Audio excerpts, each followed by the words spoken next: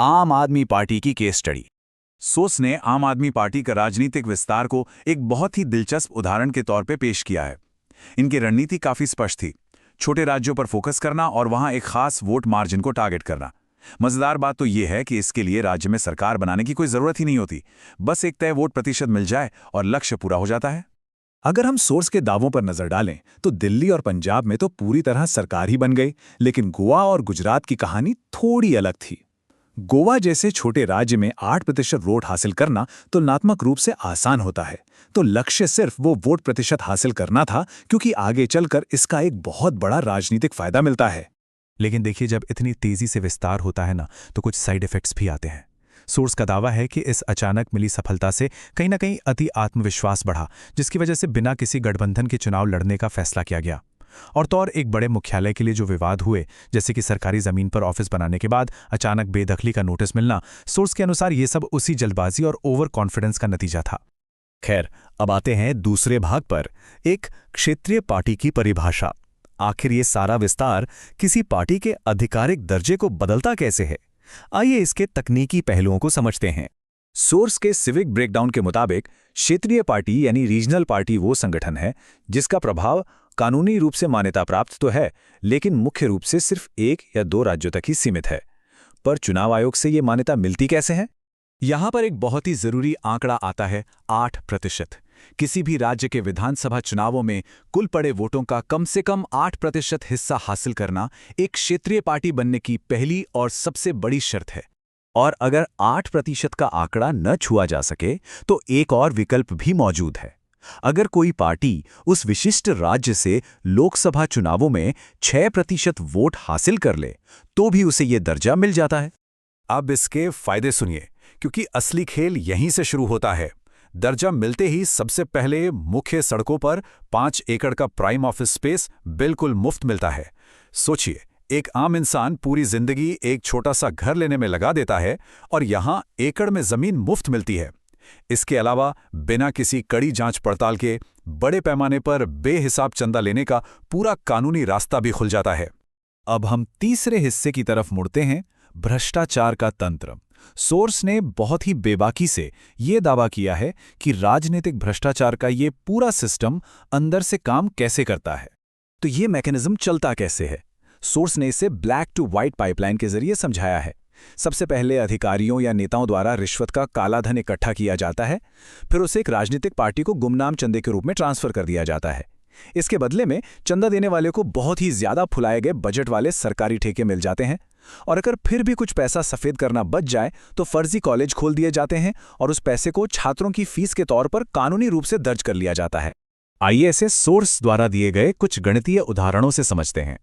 हम यहां बिल्कुल निष्पक्ष होकर सिर्फ वो आंकड़े रख रहे हैं जो विश्लेषण में दिए गए हैं। मान लीजिए पटना शहर की सफाई का असल खर्च 500 करोड़ रुपए है, लेकिन बजट पास होता है 1200 करोड़ का। बीच का 700 करोड़ का मार्जिन सीधा गायब। इसी तरह झारखंड में कोयला खनन के मामले में 1000 करोड़ के प्रोजेक्ट को आधिकारिक तौर पर 500 करोड़ का दिखाकर बाकी के 400 करोड़ चुपचाप निकाल लिए जाते हैं। सोर्स कुछ और बहुत ही सीधे दावे भी करता है, जैसे किसी का 100 करोड़ का काला धन चंदे में देना और बदले में 700 करोड़ का गांव के विकास का ठेका ले लेना, या फिर एहसान चुकाने के लिए अपने रिश्तेदारों को ही पहाड़ तोड़ने के भारी भरकम कॉन्ट्रैक्ट दे देना, जैसे गया या अरावली में।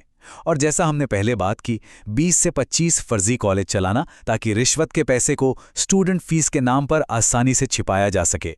ये सब सोर्स के बिल्कुल स्पष्ट दावे हैं। चलिए अब बात करते हैं चौथे हिस्से की, एक राष्ट्रीय पार्टी की परिभाषा। ये राजनीतिक सत्ता की अगली और सबसे बड़ी सीढ़ी है। जब कोई पार्टी क्षेत्रीय से राष्ट्रीय बन जाती है तो उसके फायदे भी कई गुना बढ़ जाते हैं। जहां पहले सिर्फ एक राज्य में जमीन मिलती थी, अब पूरे देश में कार्यालय खोलने का अधिकार मिल जाता है। चुनावों के लिए भारी राष्ट्रीय फंडिंग, प्रचार के लिए हेलीकॉप्टर का इस्तेमाल और नेशनल लेवल पर आधिकारिक प्रवक्ताओं की नियुक्ति। सोचिए, पावर का कितना बड़ा अपग्रेड है ये। लेकिन ये दर्जा पाना इतना आसान भी नहीं है। सबसे सीधी शर्त है पूरे देश के लोकसभा चुनावों में कम से कम 6% वोट हासिल करना। अब सोर्स यहां एक बहुत ही सटीक पॉइंट उठाता है कि क्षेत्रीय नेताओं को उनके अपने राज्य के बाहर शायद ही कोई पहचानता हो। एक राज्य का कद्दावर नेता भी दूसरे राज्य में बिल्कुल अनजान हो सकता है। तो पूरे देश से 6% वोट जुटाना एक बहुत ही चुनौतीपूर्ण काम है। इसके अलावा एक और शर्त है, लोकसभा की कुल सीटों का कम से कम 2% जीतना। अगर नंबर में बात करें तो 545 में से ये लगभग 11 सीटें जीतने के बराबर है। पूरे भारत में 11 अलग-अलग जगहों पर जीत दर्ज करना भी कोई आसान खेल नहीं है। लेकिन एक शॉर्टकट भी है, और इसी मास्टर स्ट्रोक का इस्तेमाल रणनीतिक रूप से किया जाता है। नियम कहता है कि अगर 4 अलग-अलग राज्यों में क्षेत्रीय पार्टी का दर्जा हासिल कर लिया जाए तो स्वतः ही राष्ट्रीय पार्टी का दर्जा मिल जाएगा। इसके लिए ना तो पूरे देश का 6% वोट चाहिए और ना ही भारी भरकम सीटें। बस 4 राज्यों में एंट्री और आप सीधे राष्ट्रीय स्तर पर पहुंच जाते हैं। अब आते हैं अपने 5वें और आखिरी भाग पर, जनता की उदासीनता की सच्चाई। हमारा सोर्स सिर्फ राजनीतिक दांवपेच तक ही सीमित नहीं रहता, बल्कि मतदाताओं के बारे में भी कुछ बहुत ही तीखी टिप्पणियां करता है। जरा इस तुलना पर गौर कीजिए। दुनिया भर में जो बड़ी बड़ी टेक कंपनियां या वेल्थ क्रिएटर्स हैं, वो अपनी सफलता गहन रिसर्च और इनोवेशन के दम पर हासिल करते हैं। लेकिन सोर्स का मानना है कि भारतीय राजनीति में जो अथाह संपत्ति बनती है, वो जनता को मैनिपुलेट करके और सिस्टम की कमियों का फायदा उठाकर बनाई जाती है। और सबसे बड़ी विडंबना तो ये है कि आम लोग ही अपनी अपनी पार्टियों के बचाव में इस पूरे चक्र को लगातार चलने देते हैं। सोर्स एक दिलचस्प डेमोग्राफिक ब्रेकडाउन भी देता है। इसके मुताबिक 20% मतदाता वो इंटेलेक्चुअल लोग हैं जो मेट्रो शहरों में बस जाते हैं और उनके शोर मचाने से सिस्टम को कोई खास फर्क नहीं पड़ता, और बाकी के 80% वो लोग हैं जो अक्सर स्थानीय जातिगत राजनीति और समीकरणों से बहुत ज़्यादा प्रभावित होकर वोट करते हैं। ये पूरा सिस्टम इसी तय वोटिंग पैटर्न और उदासीनता पर टिका हुआ है। इस पूरे विश्लेषण को ये एक शक्तिशाली वाक्य बहुत ही सटीक ढंग से समेट देता है। जब गुलामी की आदत लग जाती है तो चीजें ठीक नहीं होती। ये सीधा इशारा है उस राजनीतिक कबीलेवाद की ओर जहां लोग सब कुछ गलत होते हुए देखते तो हैं, लेकिन सवाल उठाना और जवाबदेही मांगना छोड़ देते हैं। तो अंत में एक बहुत ही गंभीर सवाल सामने आता है।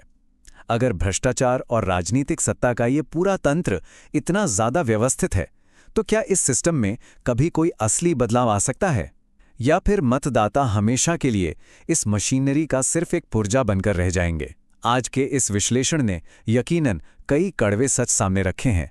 अब सोचने की बारी हमारी और आपकी है।